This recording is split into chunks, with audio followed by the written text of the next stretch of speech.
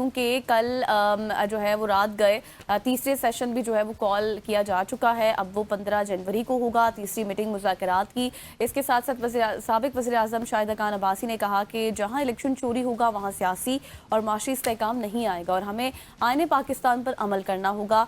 और इसके अलावा तहरीक इंसाफ के रहनुमा की बात करें शरीफ अफजल मरवत साहब की, तो उनको इमरान खान की हिदायत पर शोकॉज नोटिस जारी किया गया है, जिसमें यह कहा गया है कि उनके गैर जिम्मेदाराना बयानात के बायस पार्टी को मुश्किलात का सामना करना पड़ता है। साथ ही साथ आपको ये भी बता दें कि सुप्रीम कोर्ट ने सिविलियंस के मिलिट्री ट्रायल के हवाले से केस की समाअत करते हुए आर्मी एक्ट में कई तरमीम के असरात पर भी सवालात उठाए हैं। और इसी दौरान इमरान खान और बुशरा बीबी के खिलाफ भी जो केसेस हैं, जैसे कि 190 मिलियन पाउंड केस का फैसला दोबारा से कल मौखर कर दिया गया, जिसका फैसला अब जो है 19 जनवरी को सुनाया जाएगा, ये कहा जा रहा है। लेकिन इत्तलात तो ये भी की जाती है कि शायद 17 जनवरी को भी सुना दिया जाए। बिल्कुल। तो खैर बानी पीटीआई जो है वो चाहते हैं कि केस का फैसला जल्दी हो ताकि दुनिया को पता चले कि असल में ये केस है क्या। और इससे पहले भी इमरान खान साहब ये बात कर चुके हैं कि मेरे ऊपर जो है वो दबाव डालने की कोशिश की जा रही है। इस केस का फैसला जल्द से जल्द हो जाना चाहिए। बिल्कुल ऐसी अनफॉर्चुनेटली मैंने देखा ये है कि अगर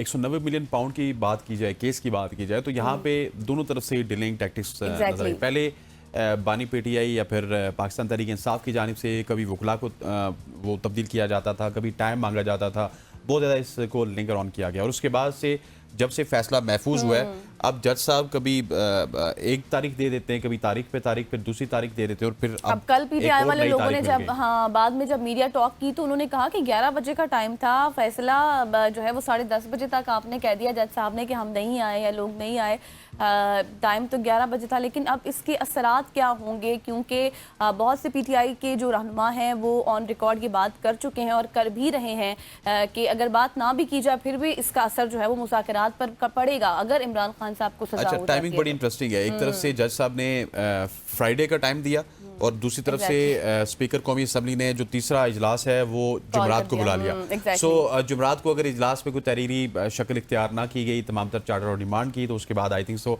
फ्राइडे को ये फैसला भी आ जाएगा। लेकिन ये जो तजादात हैं, एक जानिब से कभी मीटिंग कैंसिल होती है, फिर दूसरी जानिब से मीटिंग बुला ली जाती है, और इसी तरह से फैसला भी कैंसिल हो जाता है और फैसला भी वापस जो है वो नई तारीख मिल जाती है। सो एक अजीब व गरीब सी कैफियत है। पाकिस्तान तहरीक इंसाफ एक दूसरी पार्टी को ब्लेम कर रही है, दूसरी पार्टी इनको ब्लेम कर रही है।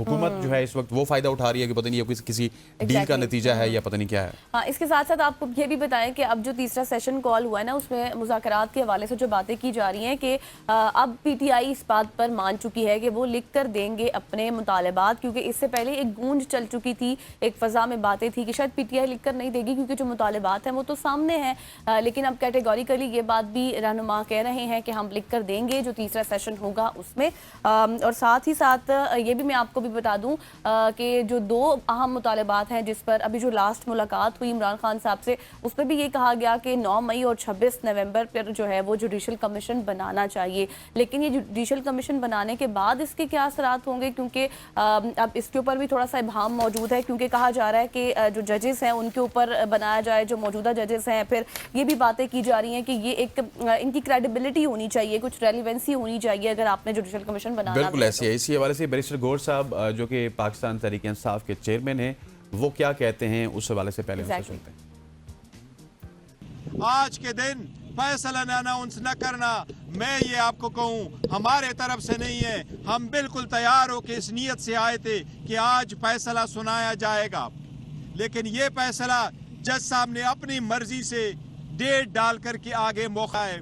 किसी भी डील का नतीजा नहीं है। ये खान साहब ने ना कोई बेनिफिट लिया है, न कोई सरकार को नुकसान हुआ है, न उस यूनिवर्सिटी के वो मालिक है, वो फकत एक ट्रस्टी है।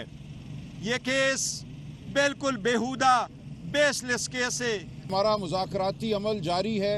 सुनने में यह आ रहा है कि 15 तारीख को तीसरी नशस्त होगी, लेकिन अगर कोई ये तासुर देना चाहता है कि इस मुज़ाकरात की वजह से फैसला मौखर किया गया है तो बिल्कुल ये गलत है। हम कोई डील नहीं करेंगे। हम मुज़ाकरात इसलिए कर रहे हैं कि मुल्क में जमहूरियत हो, मुल्क में इंसाफ हो, मुल्क में इंसानी हुकूक जो हैं उनको बालादस्त किया जाए। मुज़ाकरात का मकसद और कुछ भी नहीं है। देखिए जी, ये जिस तरह कह रहे हैं ना कि एक तरफ से डील नहीं है, वो ये क्यों हो रही है सारी चीज़ें? ये इस वजह से हो रही है कि मामला डिले हैं। जब तक फैसला नहीं आएगा, फैसले के बाद यही होगा कि वो शायद हाई कोर्ट का रुख करें या फिर सुप्रीम कोर्ट का रुख करें, लेकिन जब तक फैसला नहीं आएगा पाकिस्तान की जो इस वक्त करंट गवर्नमेंट है वो भी यही बात करेगी कि किसी डील का नतीजा है, और जो अपोजिशन है वो भी यही बात करेगी डील का नतीजा है। और डील की बातें हो रही हैं, लेकिन पीटीआई वाले कहते हैं कि नहीं, खान साहब ने कोई भी डील नहीं लेनी और ना ही वो डील लेंगे, ना ही कोई ऐसी बात है, वो जेल में ही रहेंगे लेकिन डील नहीं लेंगे। लेकिन पस पर्दा कुछ और भी बहुत कुछ चल रहा है ना? बहुत सारी चीज़ें ऐसी हैं जो कि पस पर्दा चल रही हैं, और जो खान साहब की बहनें उन्होंने भी इस हवाले से बात की है, वो भी सुन लीजिए। जी हाँ, अलीमा खान का भी एक शॉट हमारे पास मौजूद है, वो आपको सुनवाते हैं। आज इमरान खान को अल-कादिर में सज़ा सुनाई जानी थी और ये तीसरी 2 दफ़ा इसको पोस्टपोन किया गया और ये तीसरा डेट दी गई थी जो तारीख 13 की। असल में आप वक्त से पहले ही जज साहब निकल गए। अब ये मुझे यहाँ से मीडिया वाले पूछ रहे हैं कि ये कोई डील का इंतज़ार किया जा रहा है या वो कह रहे हैं कि इसके ऊपर सज़ा सुनाओ, ऐसी घसीटा जा रहा है इस केस को, सज़ा सुनाओ ताकि हम ये केस हाई कोर्ट में लेकर जाएं। वो चाहते हैं कि सारी दुनिया को पता चले इमरान खान ने सिर्फ 2 मुतालबात किए थे।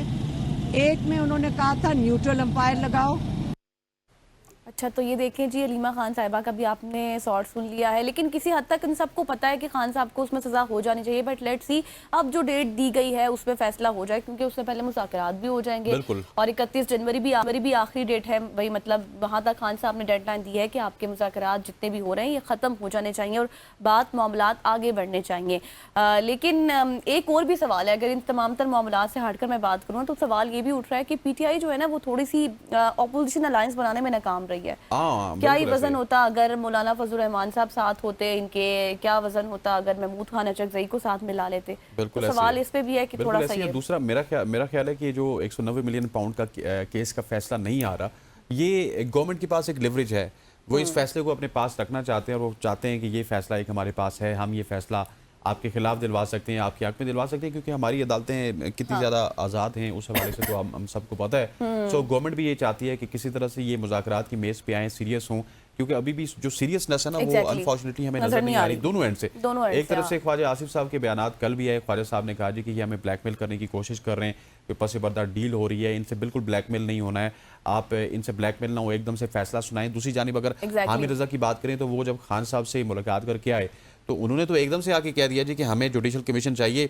अदरवाइज कोई बात ही नहीं करनी। हाँ, अगर जुडिशल कमीशन नहीं बनेगा तो मुज़ाकरात भी आगे नहीं बढ़ेंगे। लेकिन अब क्या यहाँ पर यही हम कहें कि अब ये बात फंस गई है, बात नहीं आगे चलेगी, क्योंकि हुकूमत के पास भी अपने पास कोई होमवर्क मौजूद नहीं है, क्योंकि आपको पता है ना जब एक टेबल पर बैठकर बातचीत की जाती है तो गिव एंड टेक वाली पॉलिसी होती है। अगर मुज़ाकरात हो रहे हैं, PTI का ये मुतालबात हैं कि जुडिशल कमीशन बनाया जाए, तो दूसरे एंड से हमें कुछ नज़र नहीं आ रहा हुकूमत के एंड से, क्योंकि अभी वहाँ पर बिल्कुल खामोशी है। क्या ये मुतालबात PTI के जो सामने आ रहे हैं ये हुकूमत मान लेगी? एक बहुत बड़ा सवाल है।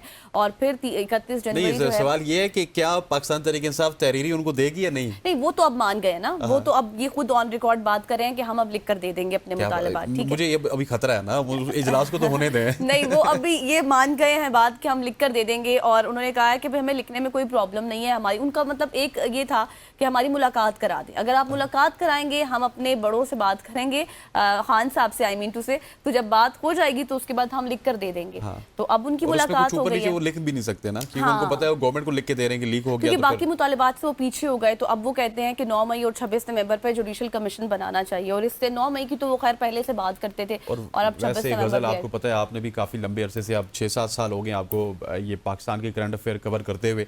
जुडिशल कमीशन अगर बन भी गया ना, तो यहाँ पे जुडिशल कमीशन सुकूत डाका पे भी बना था और उसका फैसला अभी तक नहीं आया। जो भी जुडिशल कमीशन बनता है ना उसका फैसला नहीं आता। मेरा ख्याल है कि जुडिशल कमीशन मामले को लिंगर ऑन करने की बातें हो रही है, ताकि मामलात को किसी तरह से लिंगर ऑन किया जाए। कोई जिस तरह अभी सजाएं हुई थी मिलिट्री कोर्ट की जानिब से, वहां से मामलात निकल के जुडिशल कमीशन पे चले जाएं। और अब देखें ना कि जो जब ये सजाएं हुई मिलिट्री कोर्ट में, तो तब ये कहा जाता नहीं अब आगे कोई प्रोसेस नहीं है, कोई बातचीत नहीं होगी, लेकिन एकदम से मामला रिवर्स हो गया। तो उस बयानियों को भी एक किस्म की इज्जत मिली, तकवीत मिली, जिसमें ये बात की जा रही थी कि शायद अब इनके पास कोई हल नहीं है।